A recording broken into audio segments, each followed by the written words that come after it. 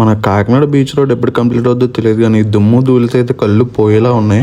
Beach దగ్గర light house ఎప్పుడు బయట నుంచి చూడడం తప్ప పైకి వెళ్ళలేదు. ఇవాళ అయితే సాహసం చేద్దాం. లైట్ హౌస్ ఎంట్రీ గేట్ దగ్గర అయితే పిల్లలు మంచిగా క్రికెట్ ఆడకుండా డోర్ వేసేసి లైట్ హౌస్ దూరం నుంచి కాకుండా దగ్గర నుంచి చూస్తే భలే ఉంది, హైలైట్ అనమాట. ఇప్పుడు మనం ఆ టాప్ కి అయితే ఎక్కి సాహసం చేద్దాము. లోపలికి వచ్చాక చెట్లు పొదలు ఏవేవో ఉన్నాయి. అలాగే పిల్లలకి ఆడుకోవడానికి అయితే భలే ఉన్నాయి, జారెడ్ బల్ల అవి కూడా. ఫ్యామిలీస్ కి అయితే మంచి స్పాట్ అని చెప్పొచ్చు. పిల్లలతో బాగా ఎంజాయ్ చేయొచ్చు. లోపలికి వచ్చాక పైకి ఎక్కడానికి టికెట్ అయితే తీసుకోవాలి. పర్సన్ కి 12 రూపీస్ ఛార్జ్ చేశారు. మనం లగేజ్ అయినా తెచ్చుకుంటే కింద పెట్టేసి చెప్పులు అయితే బయట ఇప్పేసి పైకి వెళ్ళాలన్నమాట.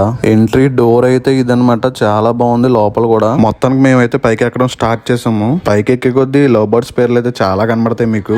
సగం పైకి ఎక్కేటప్పటికి నా సోక అయితే అయిపోయింది. పైనుంచి కిందకి చూస్తే భలే ఉంది. ఇంకా చాలా పైకి అయితే ఎక్కాలి.